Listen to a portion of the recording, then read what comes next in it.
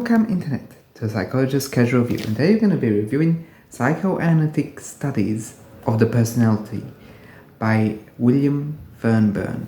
So this book is interesting as it is a collection of papers and talks and lectures and articles that Fairbairn did throughout his life. To the extent of my knowledge, I believe it's virtually all his articles. I don't know if it's like a complete collection, but nevertheless, it's quite imposing. So, in 300 pages, we have 3 types of papers, about a couple of articles each. So, just before we begin, I just want to make this very clear that I've already done previous videos on Fairnbairn's articles, and they are in the book, so it's not as if I hadn't already read them or reviewed them.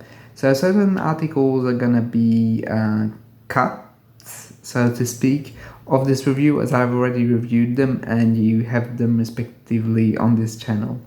So if you're interested, go and check them out. If you're not, feel free to stay with the video. I will mention them in passing, but that's pretty much what it's going to be. So there's 3 types of papers. In this article, there are the theoretical papers, which are basically the legacy of Fairbairn. Like everyone knows Fairbairn for his theories. Theories that are very interesting because they usher in a new metapsychology, Fairbairnian metapsychology, which is very different from Freud, Jung, or anyone else.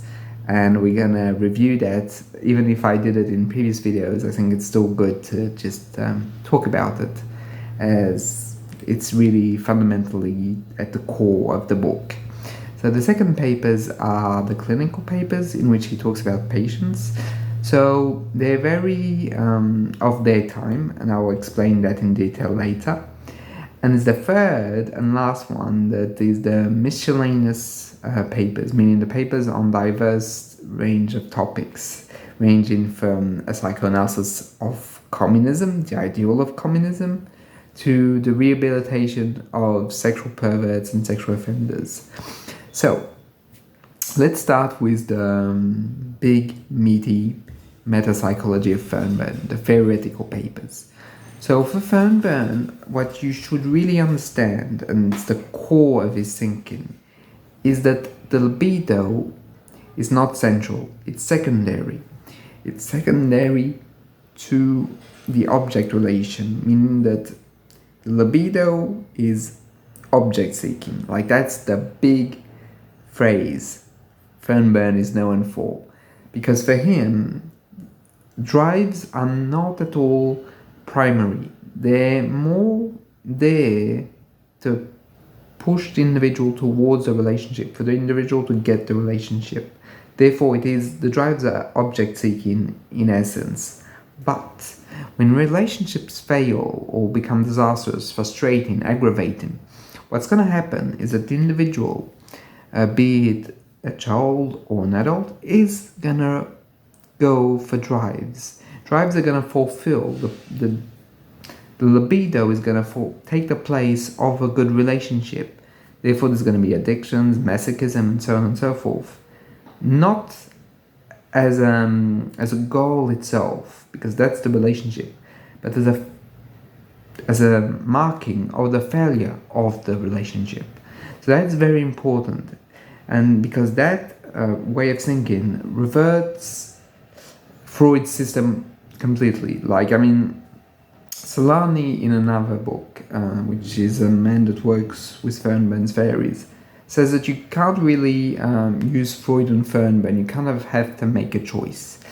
And you can see why. Because for Fairbairn, the whole central part of the psyche is relationships. But so why is it relationships? Because for Fairbairn, the individual starts out undivided. Like there's no ego, superego, and id.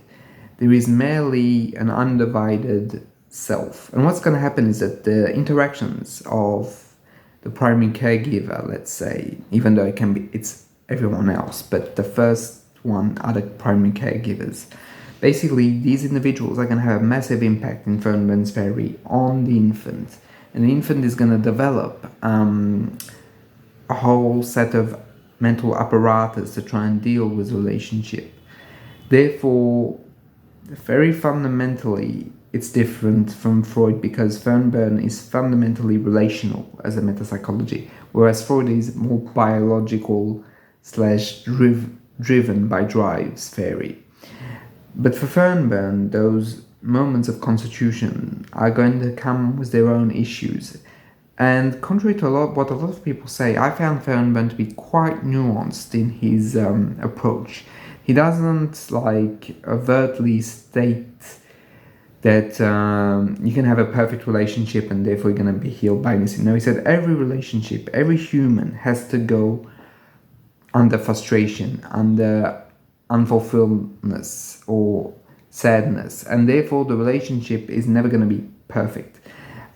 At the point where it becomes imperfect, the individual has to cope with the relational issues, and this is going to create basically his mental apparatus, and he's going to start becoming divided. Fairbairn has all this idea that fundamentally the mental apparatus is set on a number of divisions. Basically, it's like Russian dolls, right? There's a little one, a little one, a little one, right? That's exactly it. The psyche breaks down in a way to create ego structures due to the object relation, right? So for Fairbairn, basically there are three egos that are intertwined with three states of the object. So the first state, and maybe the more easily understandable, is the ideal object. So it's not ideal in the Kleinian sense or in any other sense.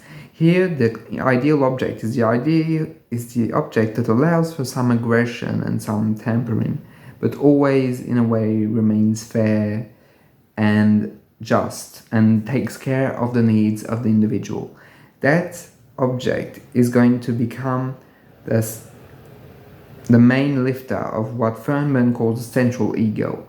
Central ego, very fundamentally, is the closest Fairbairn is going to get to Freudian theory. It's basically the ego. So it's a conscious mind that has been built, and for him, the whole point of the central ego is to have a mature state of being in the world. So for Fairbairn, there is that idea, very interesting, very fundamental, that there is a mature dependency, that as an adult with mature dependency, you accept that you can't do everything by yourself, that you're not self-reliant fully, that you can't be all-powerful, that you need others, you need a society, a community, and so on and so forth. And that realization and that acceptation of your fundamental powerlessness in certain situations is fundamentally a mature dependence. He says that's the best state you can get at, and that's the state of the central ego. It's understanding that you're dependent, but not on everything. So for him, there are immature dependency, in which basically it's going to be trying to be parasitic or pull the workload or do something that basically others have to fulfill your needs, that you're not at all going to be basically very simply, it's the world owes you and owns you, I suppose, because of that form of mentality, but it's never worked like that. Anyway, the world owes you everything, and that's basically immature dependency, but there's also immature independency. So what is that?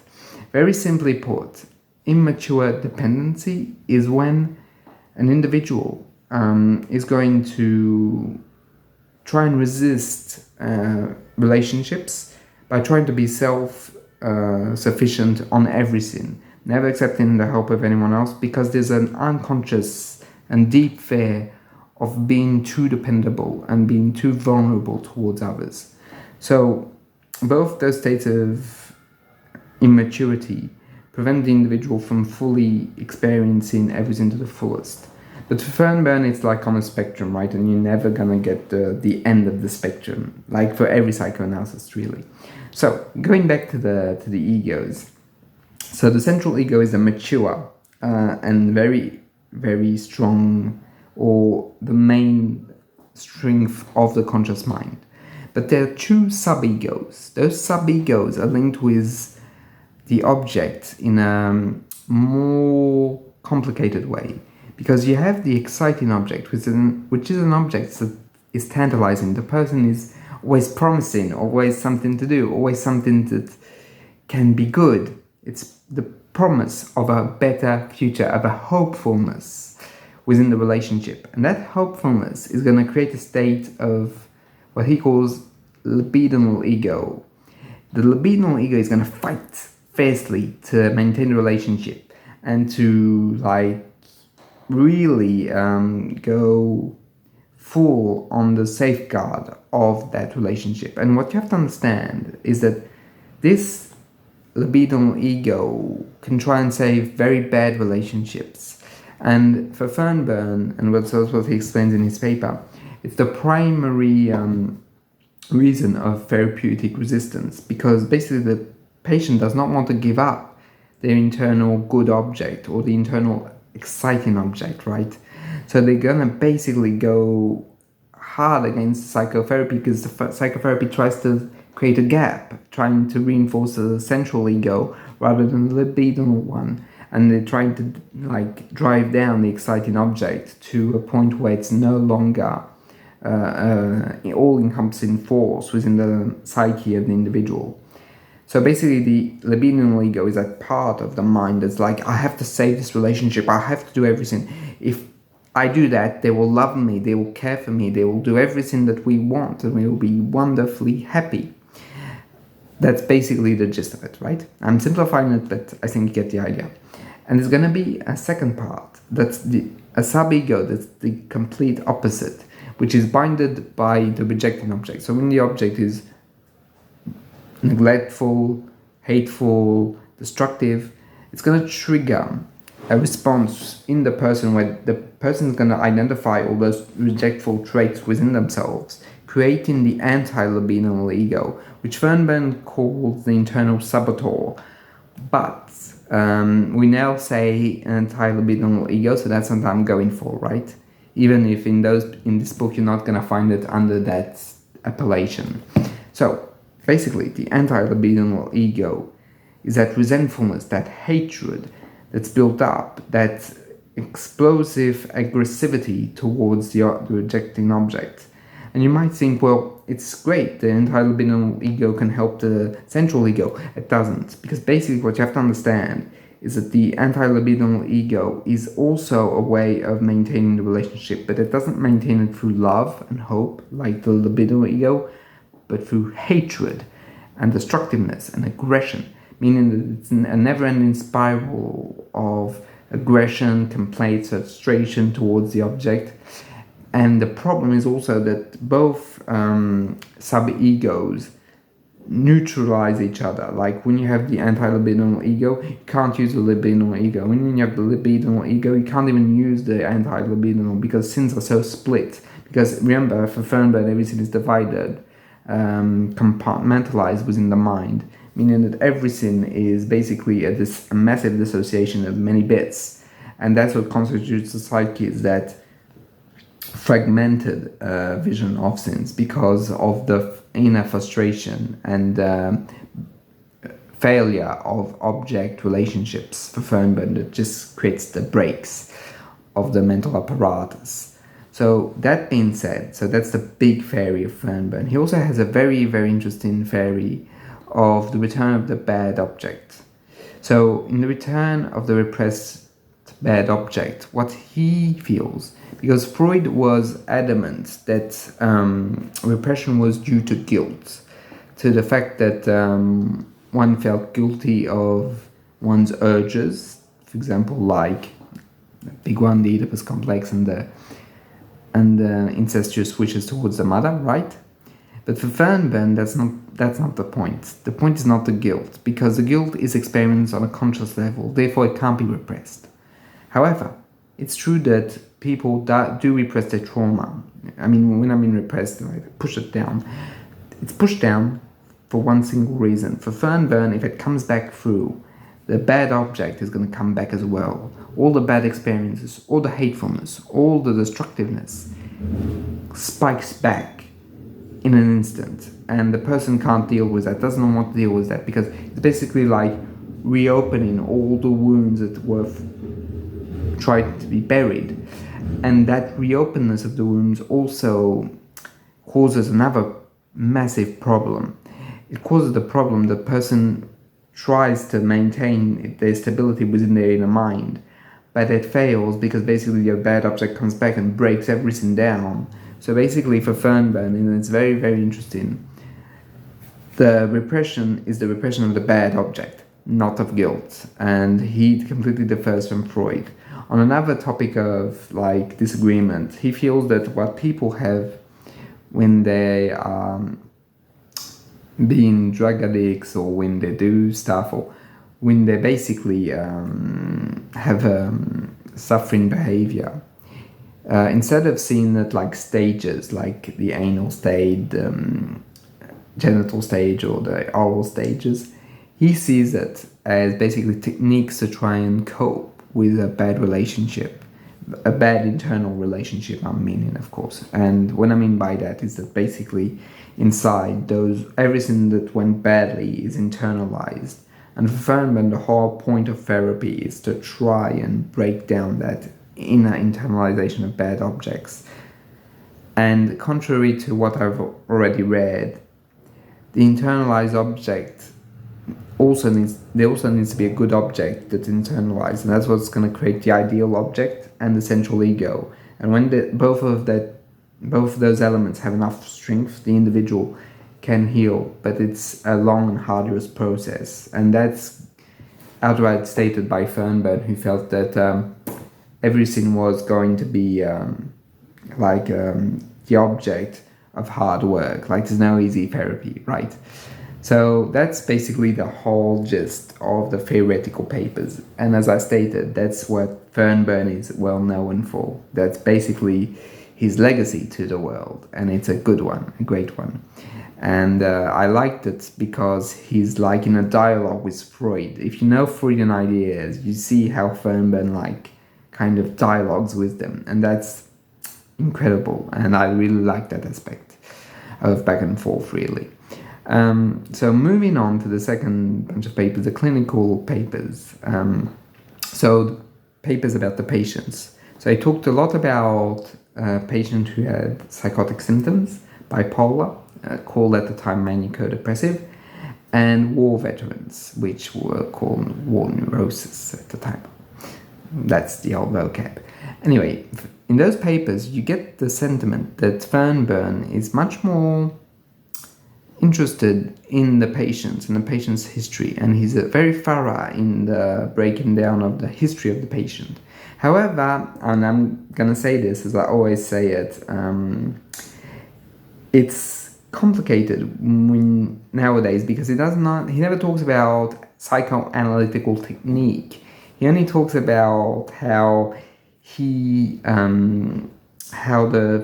not even the therapy went, because that just how it went for the person. Like, it's as if the therapy was removed, right, from the whole point of view of the essay, which is odd, because I mean it would have been so beneficial to see how Fairbairn dealt with things and how he interpreted. But that's what you get, and it's very interesting nonetheless. And I feel that there is a lot of subtlety and nuance. And what's very funny also, what kind of struck me, was that he does not use his own theories yet, right? It's a bit like a prequel. Like you understand that something's out there or going on, but you don't know quite what, because he does start to criticize Freud a bit and start to have a bit of wiggle room, but he never goes to the full way because he hasn't theorized it yet. So it's great. It's really you really get that gist of he's still using Freudian concepts, and he uses them very well, top notch. But you feel that there's something else going on. So it's very funny, like a prequel, right? You know where it's going, but still interesting. So that's basically for the clinical papers. And you also see what I liked is that the humanness of Fairbairn kind of shines through, even if it doesn't shine massively. It shines a bit, so it's always nice to see humanity within a clinician. Like the moment where, for his schizophrenic patient, he didn't call her like that, but she had schizophrenic symptoms. He went to her deathbed and he was there in her, basically in her last days. So that was very touching, even though he doesn't like expand upon that. You can feel it, I feel, in the text. Last part, and perhaps what I found the most interesting, because they're the ones where Fairnbairn gets, I feel, the more free, because he talks about diverse range of topics, and I found them so interesting that I might make a whole video at some point about one or two of the topics. So about communism, basically for him, communism is trying to destroy the family, but not for any malignant ways, right? It's just like it's the ultimate step to try and get rid of the family, to try and get the collective to replace the family. As I said, I'm very interested in doing a video about that, so I'm not going to spoil too much, but very good paper, really liked it. And the other paper I wanted to talk about is about the war neurosis, and how for him war neurosis is binded by separation anxiety, that people trigger symptoms, not just because of what's happening on the battlefield, but because they're separated from their loved ones and people that they cared for. Found that very, very interesting, as basically it seems that it's not necessarily something we insist too much on, but it seems to me to be so accurate. Like when you are cut off from some people you've loved, from all your network, from all your community, and sent to do something so dangerous, well, there is like that separation anxiety that's going to kick in. So likewise, fundamentally interesting. I feel he really nails it down. And the last paper is about basically the sexual offenders and their rehabilitation. This one has to be taken with maybe 2 or 3 pinches of salt, right? Because basically he's going to intertwine perversion and homosexuality, which one should never do, right? We know now that it's not the same, and any argument to say that they're perverts is just wrong and hateful, right? But at the time there was an interplay between the two, because that's how it was conceived of. It was conceived of as a perversion because it was unnatural, right? So I don't defend it. I condemn the usage of perversion and homosexuality together. And basically, there you go. That's my point of view, and I felt that the text was old and showed that it's aged through that. And that's my criticism of it. But the very interesting idea for Fairbairn is that it's for perversion, real sexual perversion, i.e. you all know it, and basically I'm not gonna really risk anything by saying it, but like paraphilia, zoophilia, and he doesn't go into specifics, but you get the idea, right? So all of those sins for him are clinically and psychotherapeutically, he's really dubious about how good it can go, because basically the problem is that even if, for example, neurotic people have perversions, the neurosis kind of like is there to prevent the perversion. He says that the problem with perverts is that they have capitalized, like that's his word, on the perversion. And he says that the fundamental issue is that it's not just like an extension, it's not just an add-on to the personality, it's the core of the personality. And at the point where it's the core of the personality, it's much more complicated to change, because it's not just something that's built on, like the neurotics. It's built at the core, and getting at the core is incredibly complicated, as I'm sure you would have guessed so. So he's very... he does say that maybe group therapy could work, but even there he's very nuanced. But I found the paper very, very interesting, and I do agree with the core aspect of sexual perversions, that at the core it's not polymorphous sexuality like Freud, and I completely agree with that. That's something else. As he said, capitalize and at the core of personality, and that's something I think has a lot of value clinically and theoretically. And that pretty much sums it up. So I hope you liked this review. And I also wanted to add that Fairbairn's metapsychology has a name, a very special name, which is called endopsychic structures, meaning in the psyche, and that's how it's known, and that's his legacy. So it was wonderful to have everything there, and I was not expecting so much of a diverse and rich thinking. I really felt that this was a great read.